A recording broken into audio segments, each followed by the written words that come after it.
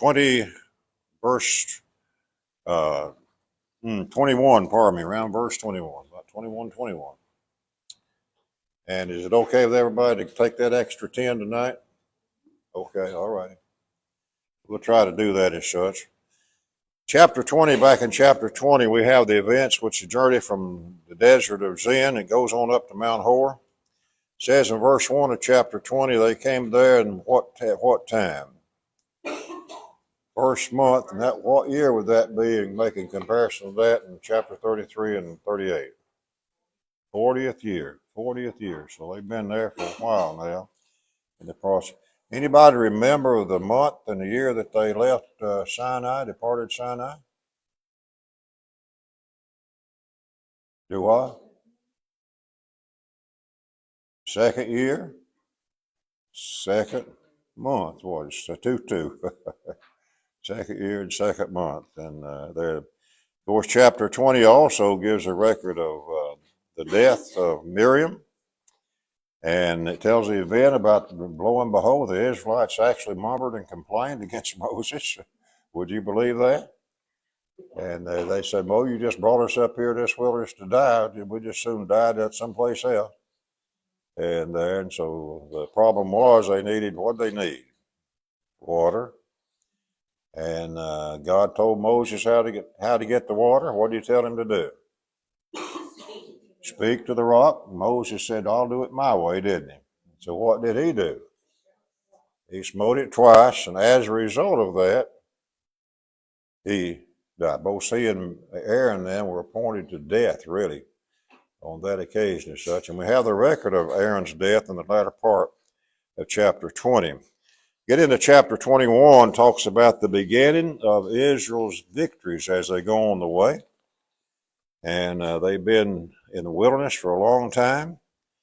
And so chapter 21, we studied through the first, or looked through the first 20 verses at least, and talked about some victory over King Ared, the Canaanite, in the first 3 verses there. So that was one major step for the Israelites in that day and age. And then he talked about the victory over the Canaanite. This was at Hormah. Then again in chapters 4 through 9, there was some discouragement develops, and what in the world is going on here? They did what? Murmured again, didn't they? And the Lord, as a result of that, he didn't respond very favorably to it. What did he send upon them? Fiery serpents. Everybody got bit by a fiery serpent. What happened to him? They turned back and changed their attitude toward Moses, didn't they? And so they asked Moses to pray. Moses pled to the God of heaven, and God provided means whereby they could overcome that. What did the Lord tell Moses to do? Build a brazen serpent, didn't he? Put it on a what? Put it on a pole. Do what? I tell you what, there's going to be some crowd getting to that, don't you think? As such, of course, we would think perhaps everybody hadn't looked upon the thing, but that's it. And as a result, there's a lot of people we find out actually died from that in the process. Everyone who looked upon it was one who then would be made well once again. So that was important for the people to do. And they travel from there, then place on up in verses 10 through 20 to a place called the top of Pisgah. The top of Pisgah. Pisgah is really a range of mountains kind of on the northeast corner of the Dead Sea. In fact, Mount Nebo would be located on one of those summits in Mount Pisgah, we think. So that's the general thinking about that, if you will. And so they get to that particular place. So when we get down to verse 21 in chapter 20, we talk about the first permanent conquest that Israel makes. Verses 21 through 32 talks about a defeat of an individual, Sihon, the king of the Amorites. And the Amorites are people who lived really on the north border of Moab. If you could take your map and look at that, I don't know whether that's designated as too good or not. And let's see here. Dead Sea. You can see Moab there in your map on the southeast corner of the Dead Sea.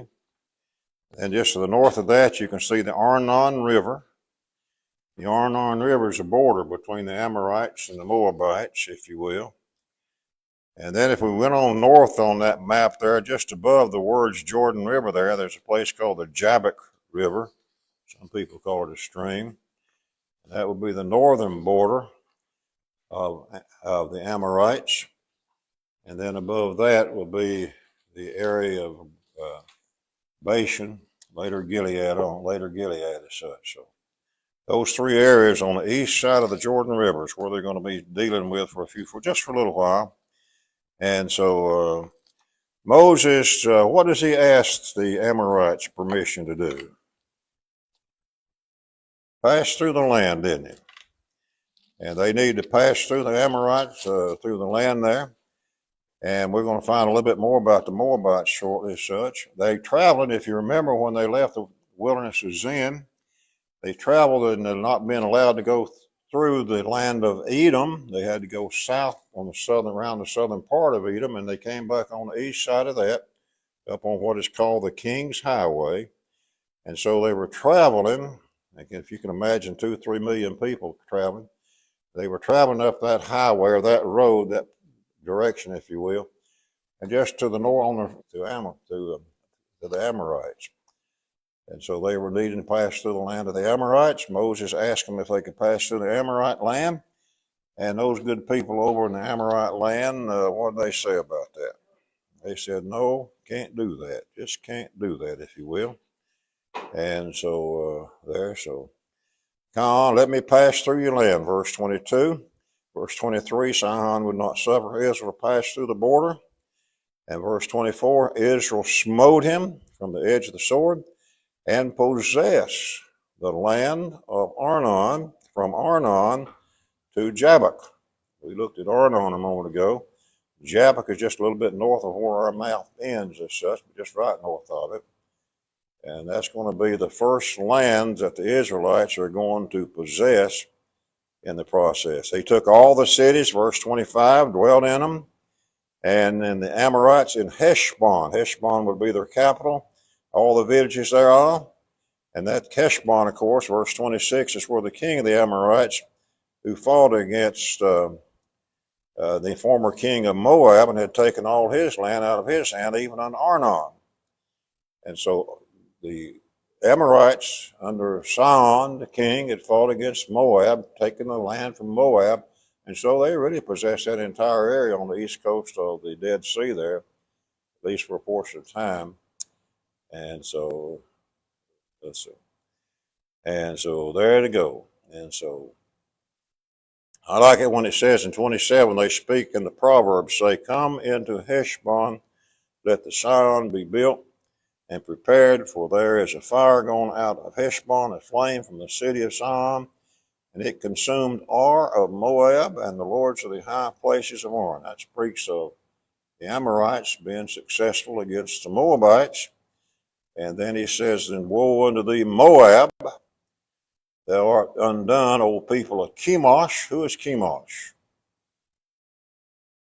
Yeah, it's God. It's the national god of the Moabites, who it was. And Chemosh, and given his sons that escaped his daughters into the captivity unto Sihon, king of the Amorites. And of course, Israel, verse 30, had laid them waste, if you will. So verse 31 says, Israel dwelt in the land of the Amorites. Moses sent to spy out Jahazer, took the villages thereof. Verse 33, they turned and went up by the way of Bashan. And some fellow was up there. What was his name, verse 33? Og. Now, Bashan is the area, the territory just north of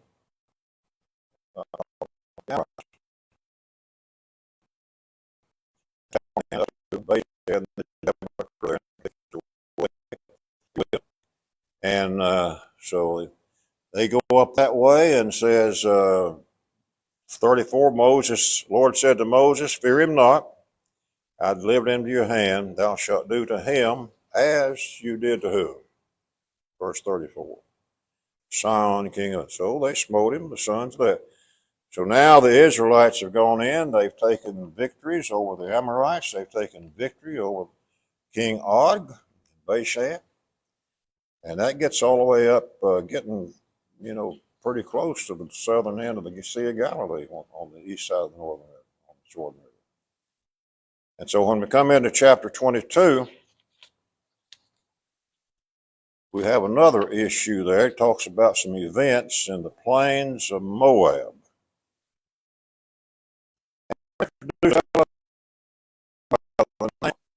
Everybody love Balaam. Now, Moab, children set forth and pitched in the plains of Moab on this side of the Jordan by Jericho, on the east side of Jordan. Balak, the son of Zippor, saw what Israel had done to the Amorites, and what did he think about the Israelites according to verse 3? He was so afraid, wasn't he? He looked out and see these Israelites. How many did he see?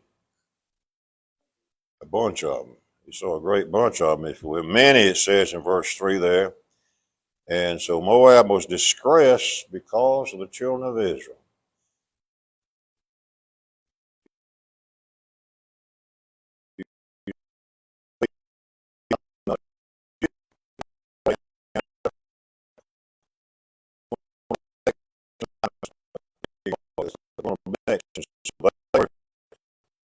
And so Moab sends his elders. He sends some representatives up to Balak, the king's name. He sends his son, the son of Zippor, and he sent messengers unto Balaam. And Balaam lived in a place that's really all the way up almost to the Euphrates River. Find Balaam and there. And he tells them, as the people come out of Egypt, he said, I want you to come and I want you to do what to this people? Verse 6. Curse this people, make them condemn. And Balaam, of course, had a reputation as a prophet, and said that I might prevail against them. So the elders of Moab, the elders there, and he says, look at verse 7. It says, they departed with rewards of what in their hand?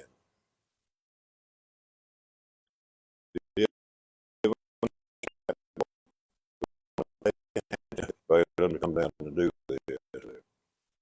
And so they go there, and Balaam says, you wait here tonight, and I'll go and see what the Lord has to say about this. And so verse 9, God came to Balaam, and he asked, what are these men? And Balaam responds, and Moab's response, there's a people come out of Egypt which covered the face of the earth. And so God tells Balaam to do what in verse 12? Don't go. Balaam, you're not going to go with these folks, if you will. And you're just not going to go. And the reason being, you curse them because they are blessed. These people are blessed, of course, by the Lord is the idea. So Balaam gets up in the morning, he goes back to the princes of Balak, and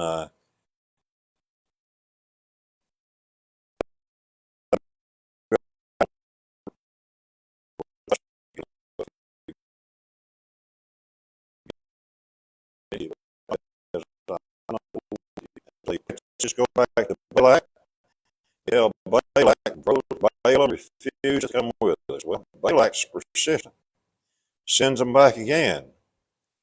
And sends the same messengers back. No, who's he sending?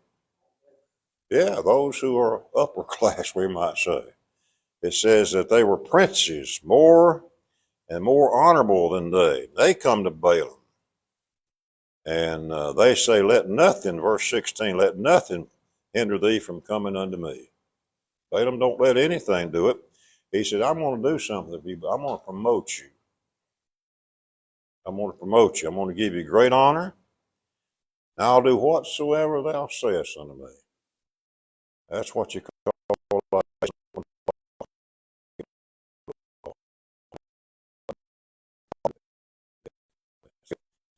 Balaam was back into these, he said, I don't know, it had a right attitude there. He said, I cannot go beyond the word of the Lord. my God to do less or more. So you tear tonight, and I'll go see what the Lord has to say about it. So verse 20, God comes to Balaam, says, if the men come to call thee, rise up, he said, and to go with you. But yet the word which I say unto thee, thou shalt do. So Balaam rose up, saddled his ass. He went up with Moses to Moab. And, the Lord says in verse 22, the Lord's anger was kindled because he went. The Lord told him to go, and he goes, and now the Lord's anger is kindled again. Why is that the case? I got a little note to check verse 32 right beside that. You want to flip over there. The angel of the Lord said unto him, wherefore hast thou smitten? Thou asked these 3 times. But I went out to withstand thee. Thy way is perverse before me. Balaam's way was not as it ought to be. Evidently is the case. So, anyway, as he was going by, he meets the animal in which there, which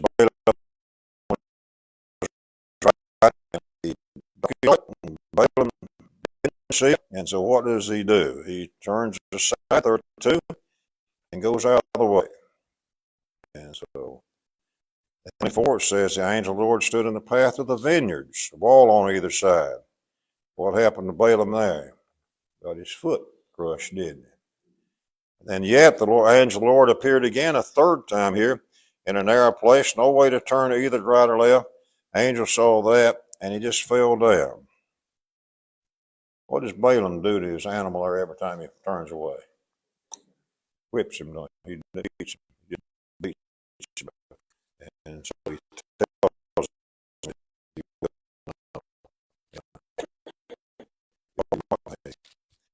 so verse 28 says, the Lord opened the mouth of the ass. She said unto him, what have I done? Thou hast smitten me these 3 times.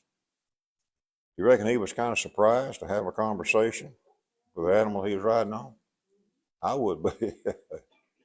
And Balaam responds, he tells him, he said, because you have mocked me, and if I would there was sword in my hand, for now would I kill thee. So, well, he says to Balaam, I'm not thine ass upon which thou hast ridden ever since I was thine unto this day, and as was I ever wont to do so unto thee? And he said, what? No. Then the Lord opens the eyes of Balaam. What does he see? He sees the angel, doesn't he? Sword drawn. If I saw an angel with a sword drawn, I'd be a little concerned, wouldn't you? I expect Balaam was too in the process there. And sword drawn, bowed down his head, and he fell on his face and he asked, angel of the Lord said to Balaam, why have you smitten this ass 3 times? I went out to withstand thee because thy way is perverse before me. Why do you think that this event happened to Balaam, if you will? Of course, when it's said in the latter part of 32 there, that his way is perverse. And the Lord told him, and so Balaam, what goes around comes around. And so points out, I think, that his disobedience to God in a rather forceful way in the process of doing that. So anyway, on down to about verse, he admits he's sinned in verse 34, if you will. If I displease thee, he says, I'll get me back again. He says, Lord, if it's displeased, I'll just get on back to where I belong. And so then the Lord told him to do what? Go with the men, verse 35. And you speak the word that I'll speak to you. That's what you're going to say.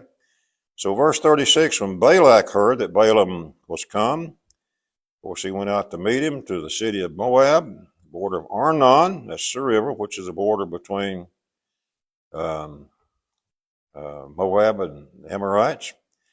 And so Balak says, did I earnestly send for thee? Wherefore camest thou not? And he said, am I not able to promote you to great honor? So why didn't you come, if you will?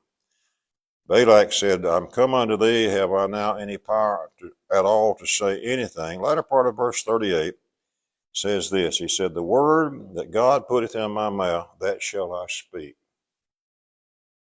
And one thing you can give Balaam credit for is what? That's what he spoke, but that's not all that he did. We'll find out later on the show.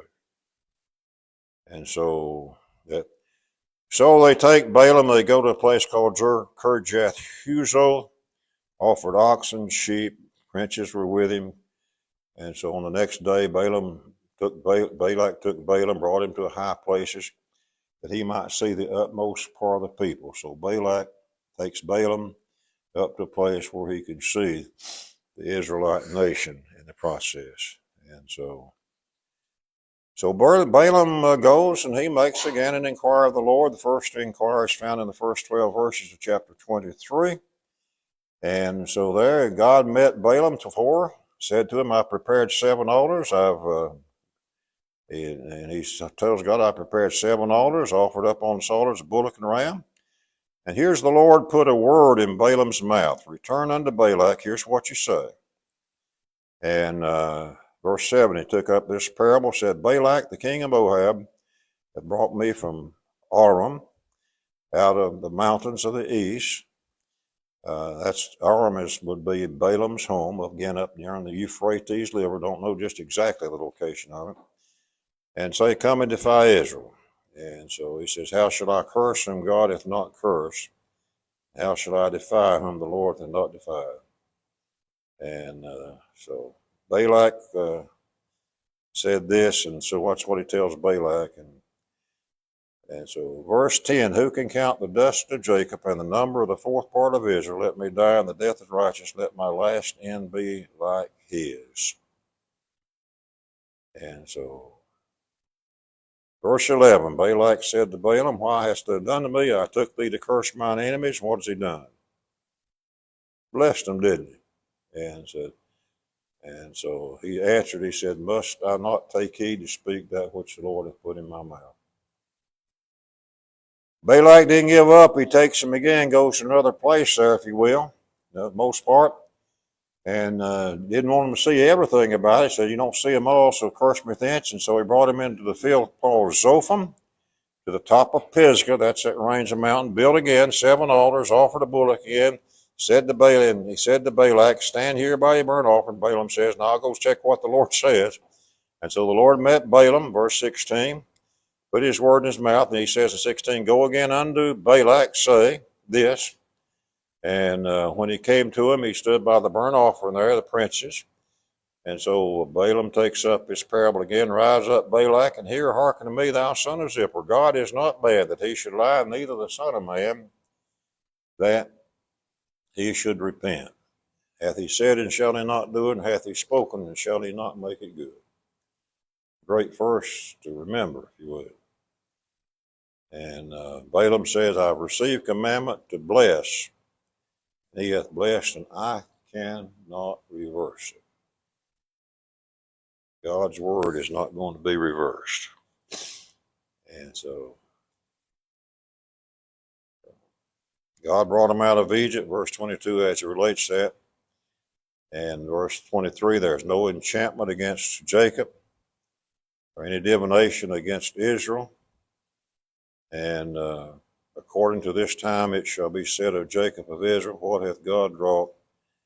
Verse 24, the people shall rise up as a great lion, lift up himself, as a young lion shall not lie down until he eat the prey, successful, drink the blood of the slain. And so that's God. So yeah, Balak says now in verse 25, don't curse them or bless them either, just neither one. And Balaam reminds him, he said, well, I told you, I thought what the Lord speaketh that I must do. So now then Balak says to Balaam, he says, I'm going to bring you where? To another place? Peradventure it would please God. So he brought him unto the top of Peor that looketh toward Jeshimon. And so that's another place that he's going in the process there. And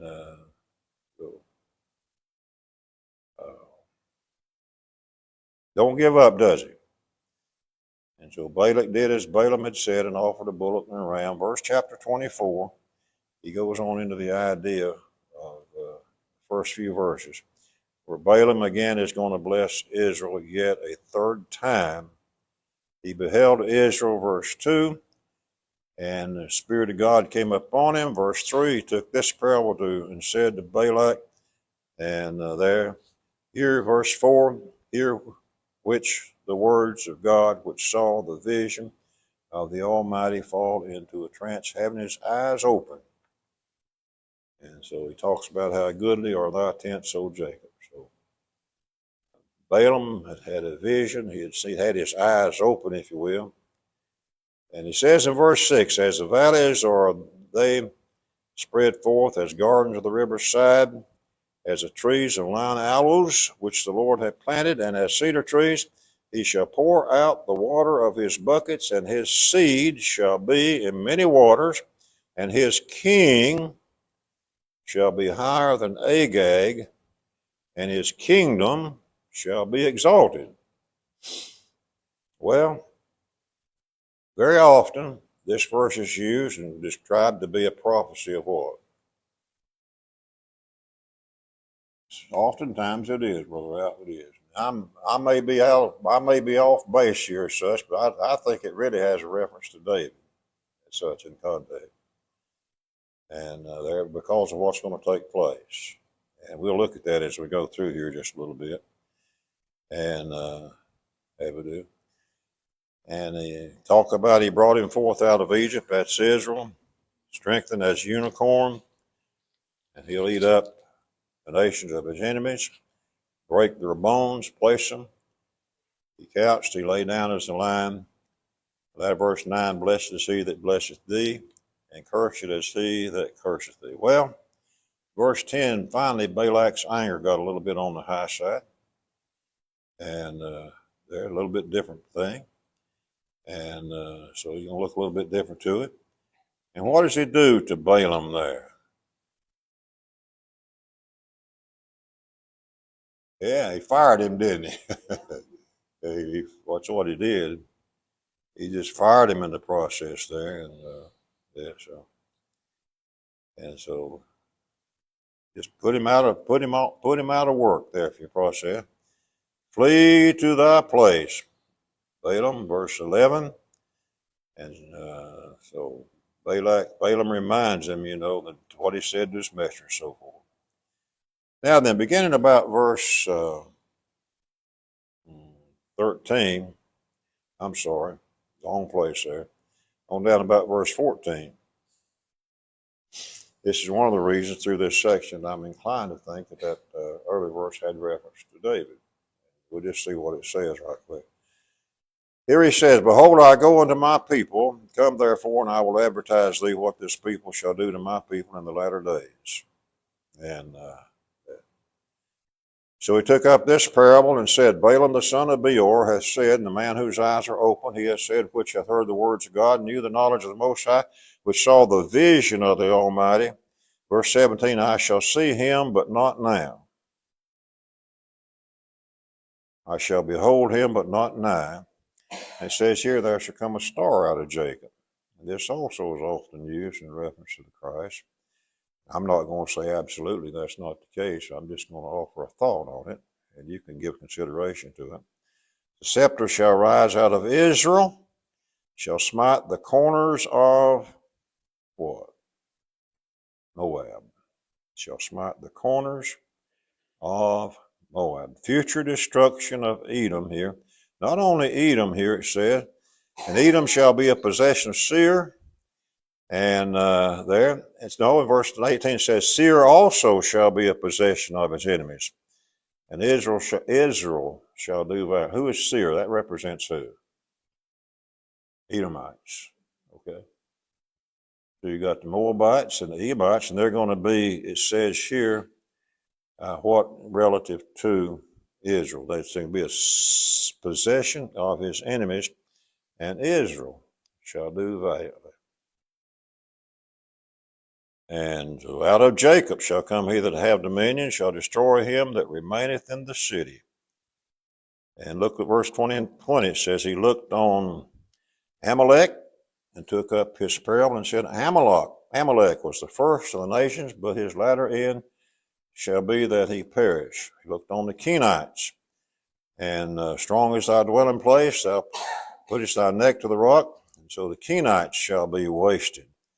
Took up this parable, verse 23, shall live when God doeth, and so ships can come from the coast of Kittim, shall afflict Asher, and shall afflict Eber, and he shall also perish forever. So Balaam rose up and returned back to his place, if you will. Let's just look at a couple of things in this particular section, which I think would be constructed to be helpful, if you will. Moabites, they were destroyed under David's kingship, 2 Samuel 8 and verse 2. I'll add that beside that. The destruction of Edom, the Amalekites, and the Kenites in 2 Samuel chapter 8 and verse 14.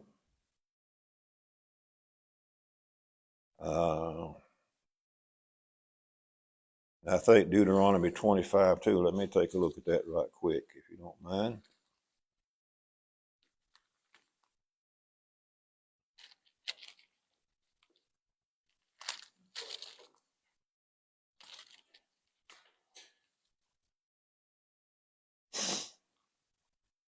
Oops, wrong chapter, Jim.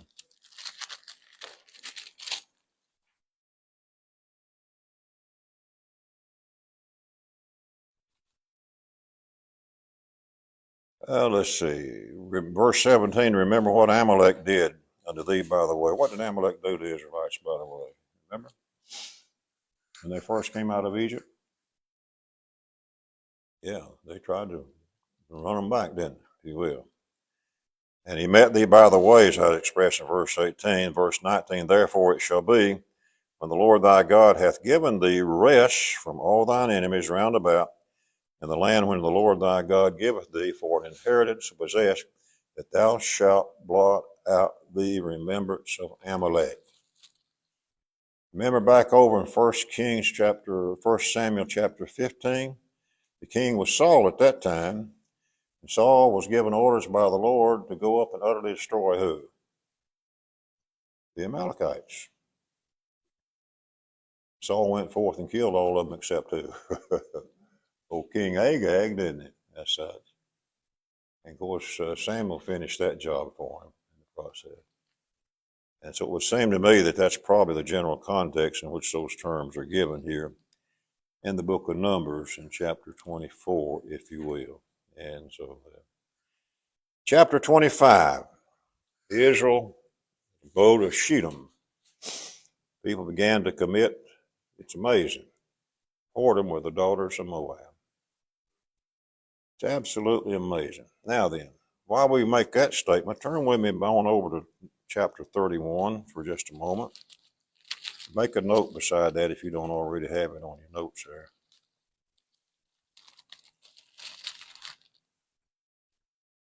And verse 16.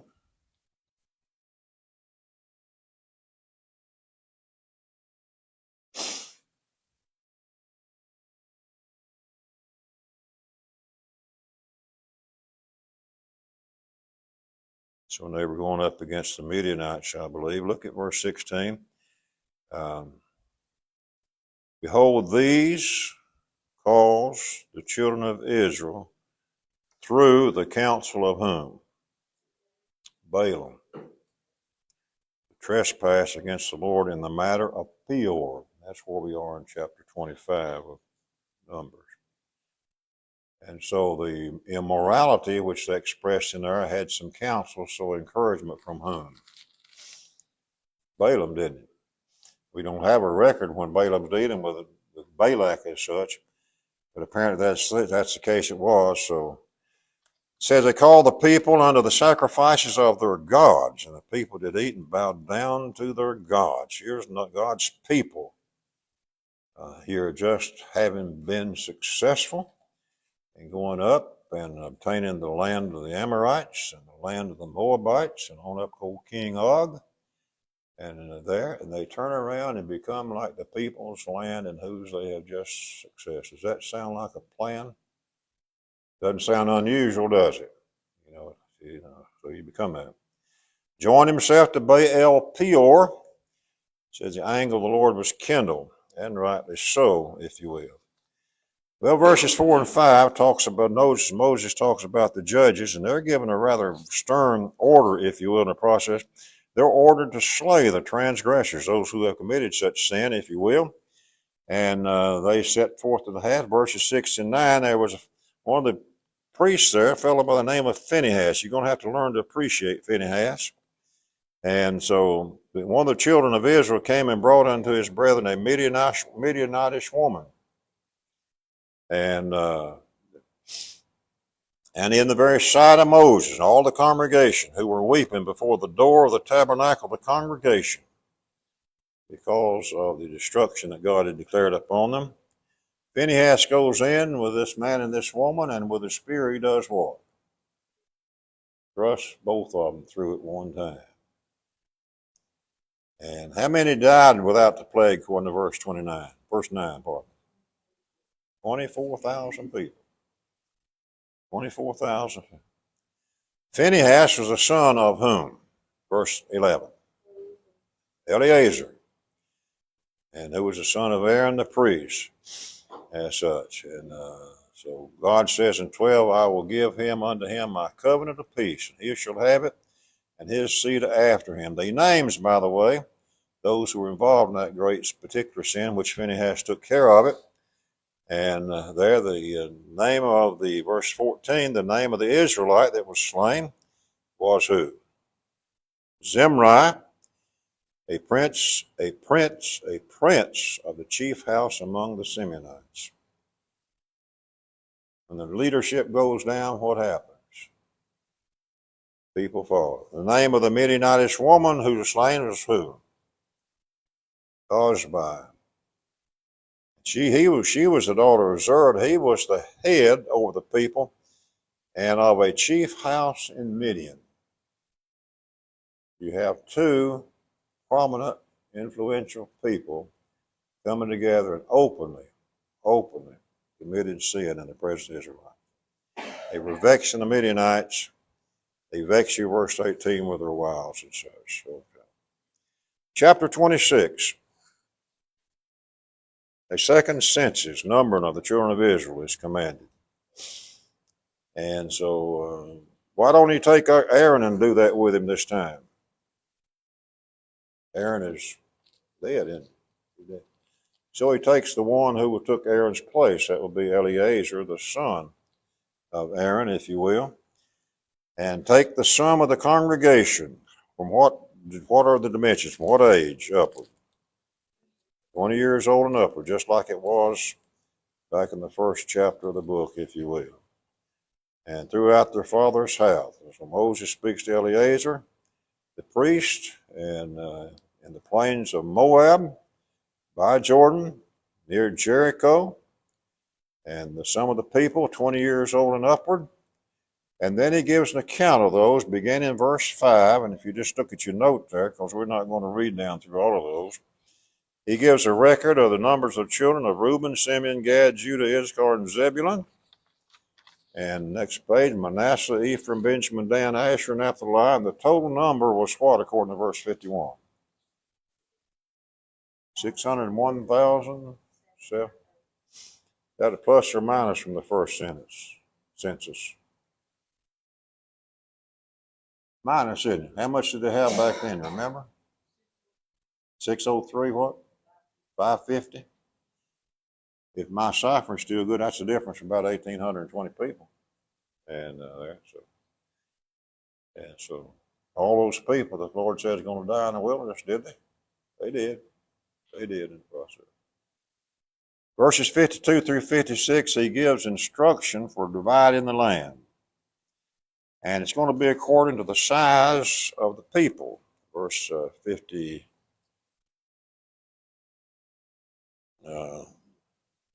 52 there. And get over my page here where I can get to where we need to be. So those who have more people will get what? Larger land. Those who have less will get a lesser piece of land is the idea in the process there. And so, but that they're going to divide the land certainly implies what? That they're going to have the land to divide. They're not quite there. So that ought to be an encouragement to them in the process and in their work and study of the Lord.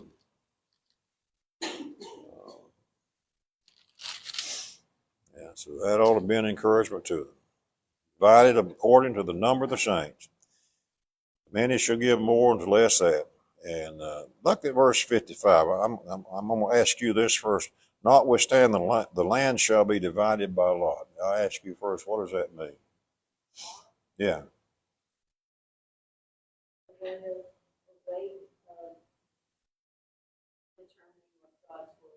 It is a way of determining just exactly what that way was. I don't know that I can explain that. Can you? If you can, I'd be happy to hear it.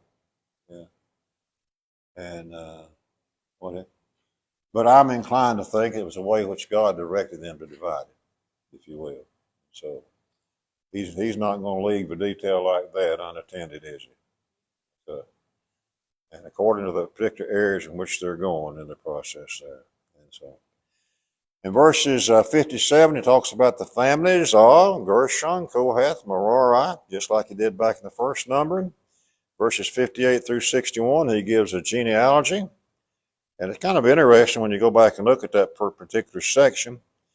The family of the Libnites, the family of the Hebronites, the family of the Mahalites, the family of the Kohorathites, and Korah begat Amram. Amram is a significant fellow. Verse 59, the name of Amram's wife was what? Jochebed. Jochebed. Jochebed had some sons and a daughter. Who were her sons and daughter? Aaron and Moses and Miriam, wasn't it? Process and so. And unto Aaron was born Nadab, and Abihu, Eleazar, Ithamar, and there. So she bare Amram, Miriam, and so forth. And unto Aaron says was born these in verse 60 there. And Nadab and Abihu, what happened to them? They died back in chapter 10 of the book of Leviticus, where you have the record. And how many were numbered of these that he's numbering here in a particular place, if you will? So it gives us 23,000. You remember how many of the Levites were numbered back in the early census?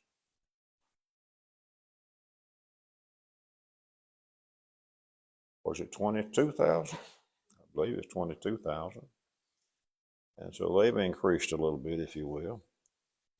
3,000, verse 62, the number of them is 20 and 3,000 from a month old and upward. That's different from the rest of Israelites. The Levites were numbered from a month old and upward.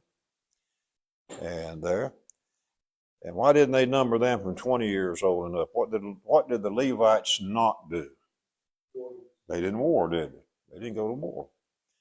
And so that's it. So that's important, I think, to understand. There's only two he mentions who remained in those days, and Moses and Aaron, and remain in those days that from the time that Moses and Aaron numbered the people at the beginning.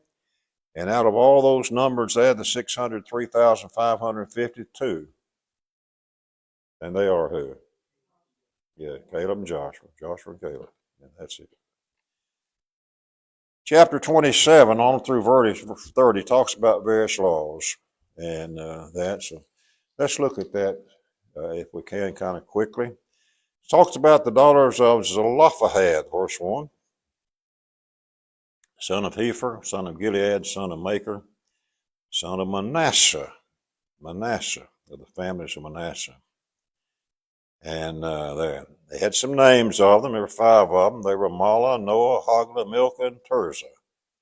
Y'all know Hogla and Noah, don't you? Yeah, okay. Yeah. They came and stood before Moses and before Eleazar. They had a problem.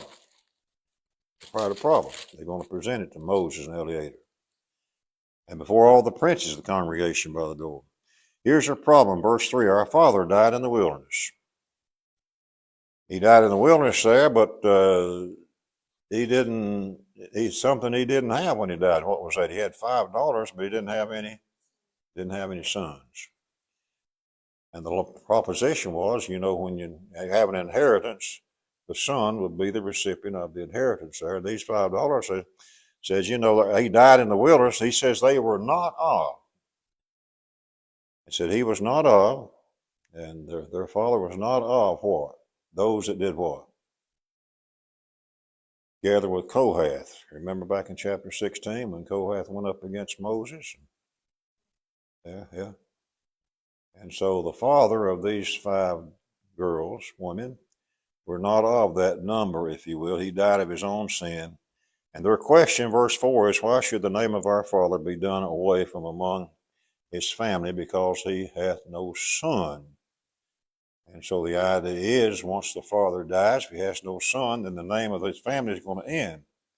Because the daughters, if they get married, are going to take whose name? They'll take the husband's name. And so the daughters tell Moses here, he says, it's not fair, if you will, the process. And so the Lord, Moses takes they say, give us therefore a possession among the brethren of our father. And so these 5 asked us, there's no son, father's dead, family's ended, said, give us a portion of the inheritance. Moses says what? I'll take it to whom? Take it to the Lord. Yeah, I'll take it to the Lord.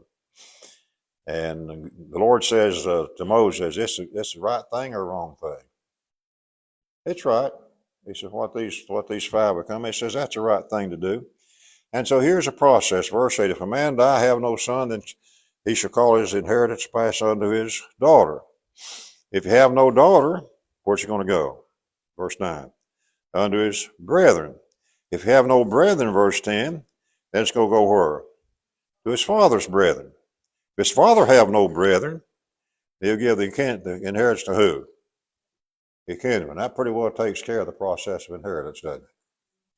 And follow-up of it, the process. And if you have no brethren, then he give it to his father's brethren in the process. Okay, verse 12. Verse 12 in chapter 27. And Joshua, 12 through 23. Joshua is appointed to replace Moses. So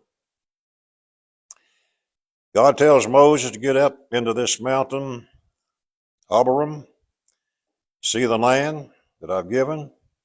When you've seen it, you shall be gathered unto thy people, as Aaron thy brother was gathered. Moses, the time has come. Why? Verse 14. They had done what? They had rebelled against the commandment of the Lord in the wilderness of Zin. What did Moses think about that? Verse 15, 16. Moses said, okay. 6, let the Lord thy God, let the Lord, the God of the spiritual, set a man over his congregation. And so they do that. And so they're going to select somebody to do that, that's going to go out before them, lead them, and not, that the congregation be not as sheep without a shepherd, that a part of verse 17. And so verse 18, the Lord tells Moses who to take. And who did he say? Joshua, son of Nun. And lay your hands upon him, Moses. Set him before Eleazar, the priest, before all the congregation. Give him a charge in their sight. So the transition is going to be as such where the congregation is going to know what's taking place, if you will. And put some of your honor upon him, and thine honor, that all the congregation of the children of Israel may be obedient. What do you suppose he means by it says, put some of your honor, Moses, upon Joshua? What do you think? It's a thought question. Those that are righteous? Okay. Yeah. And most likely, it probably could indicate the fact that Moses now is going to have Joshua start participating in the responsibilities he had. You think maybe that might have something to do with it? And he's going to assume that role, if you will. He'll stand before Eleazar the priest, and who shall ask counsel for him after the judgment of Urim for the Lord. The Urim, and what else goes with it usually? The Thummim? What was that? Which the priest had where?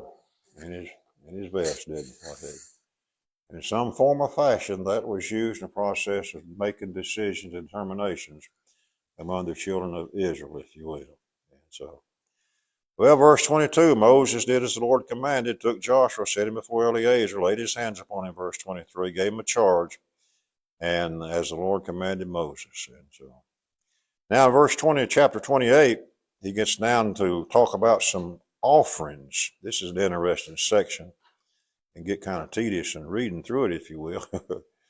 These are offerings that are to be observed in due season. When I read down through something like this, I just kind of scratch my head. You know, with all this difference in offerings and the detail is so specific, there's no way you're going to misunderstand what the Lord wants you to do.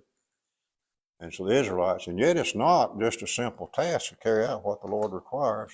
This particular, let's just kind of scan down through here, if you will, with me. Verses 1 through 8 talks about the daily burnt offering. One lamb every morning with its drink offering, one lamb every evening with its drink offering. That's a daily thing, every day of the Israelites. Chapter 9 and 10 talks about the Sabbath offering. Notice it says 2 lambs and a meat offering. So on the Sabbath days, the daily sacrifice was what? Really? It was double, wasn't it? So that verses 11 through 15 talks about the offerings beginning at the first of the month. And 2 young bullocks, a lamb, 7 lambs of the first year without spot, 3/10 a deal of flour, and meat offering, mingle with oil, 1 bullock, 2/10 deals of flour for a meat offering, mingle with oil, 1 flour, 7/10 deal of flour mingled with oil for a meat offering, unto 1 lamb, for each lamb for a burnt offering, for sweet offering, sacrifice made by fire unto the Lord. Verse 14, their drink offerings shall be half a hin of wine. How much was a hin, remember? About a gallon, close to it.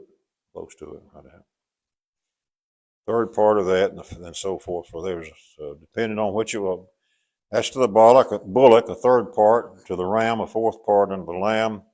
This is the burnt offering of every month throughout the months of the year. So here's an offering that's going to be done every month on the first day, beginning on the first of each month. Verses 16 through 25 talks about the offerings made on Passover. And of course, as noted, you have to go back to Exodus chapter 12. You can get the details of the offering of the Passover. 16, on what day of the month? 14th day of the month. Something else happens on the 15th day of the month. What is that? That's the feast, sometimes called the Feast of Weeks, sometimes called the Feast of Unleavened Bread. How long is that going to last? 7 days, isn't it, the process? Kind of interesting how it goes down through that. And so he says in 19, you offer a sacrifice made by fire for a burnt offering, and 2 bullocks, and their meat offering shall be flour, and so forth. 10th deal on a goat offering, verse 22. Verse 23 says, ye shall offer these beside the burnt offering in the morning, which is a continual burnt offering. So that daily burnt offering is a continual meat offering. So these things were added in addition to that first offering, which is made every day. Throughout the 7 days, verse 24, the meat offering shall be made, sweet savor. So it seemed like they made these each day of the 7 days. On the let's see, on the 7th day, it'd be a holy convocation. Do no servile work. But what does it mean to have a holy conversation?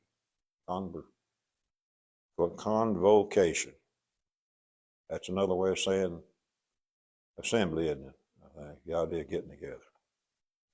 Verse 26 talks about the first day of the first fruits, and day of the first fruits, and so a lot of references to that too in the process. And so 26 through 31. This also is called what in the New Testament, by the way? Day of Pentecost. Yeah, Feast of Weeks, Feast of the Harvest. sometimes it's called. And so let's see here. Have a holy convocation there too, verse 26, no work. Indicates, by the way, this is basically Sabbath day. The Sabbath day just is restricted just only to the seventh day of each week. Were there other days which we call Sabbath days? There were. If you have the Passover feast on the 10th day of the first month, well, the 10th day of the first month always fall on the seventh day of the first week. It's not going to do it, is it? You know, the calendar doesn't allow that sort of thing. The same thing with Pentecost and so forth. And there, so they gives the instructions for doing that, and so that's the important part of the thing. And that's so. We go on over to chapter 29, and we have offerings to be observed at their feasts. One is the Feast of Trumpets, verses 1 through 6. The Feast of Trumpets, which will be on what day? Let's see, the seventh month, on the what day of the month? Again, a holy conversation, do no servile work. And there, burnt offering, sweet savor, one young bullock and so forth, meat offering, verse 30, verse 3. 10th deal of for one lamb and throughout the 7 lambs. One for the kid of goats and so forth, a burnt offering. And look at verse 7. You shall have on the 10th day of the 7th month an holy conversation. What took place on the 10th day of the 7th month? The Day of Atonement, didn't it? And so there were special offerings to be done on that too. And so that. Then on down in verse 12, it talks about the 15th day of the 7th month. And what feast would that be? Tabernacles, wouldn't it? That'd be the Tabernacles. And that kind of interesting here. It talks about from day to day on the Feast of the Tabernacles. And says, on the 7th month you shall have holy convocation, do no servile work. 7 days, latter part of verse 12. And there, and so forth. And then verse 35 says, on the 8th day, at the end of that tabernacles, do no servile work, offer a burnt offering, meat offering, goat offering. And verse 39 says, these things ye shall do unto the Lord in your set feast, beside your vows and your free will offerings, for your burnt offerings and for your meat offerings and for your drink offerings. And so all those things will be done, but these things will be done in addition to that. And it's just amazing what all is taking place. I've got a note here I took out of the pulpit. Am I overrunning? We're going to quit as soon as I get this out of my mouth, okay? Oh, boy. All right, it says, these are treated of in Leviticus 22. Words which follow dependent upon this clause. All the offerings commanded in this chapter amounted to 1,071 lambs, 113 bullocks, 37 rams, 30 goats in the lunar year, together with 112 bushels of flour, more than 370 gallons of oil, and about 340 gallons of wine. And supposing that the drink offering was proportionate throughout. That's a lot of offering. Pulpit commentary under the book of Numbers, page 381. PPC, pulpit commentary. Brethren, thank you for being in class tonight. I appreciate it. Somebody says, how'd your class go? I said, well, the class endured it and I enjoyed it. Okay? And Brother Sid's going to close us in a prayer if you don't mind, Sid.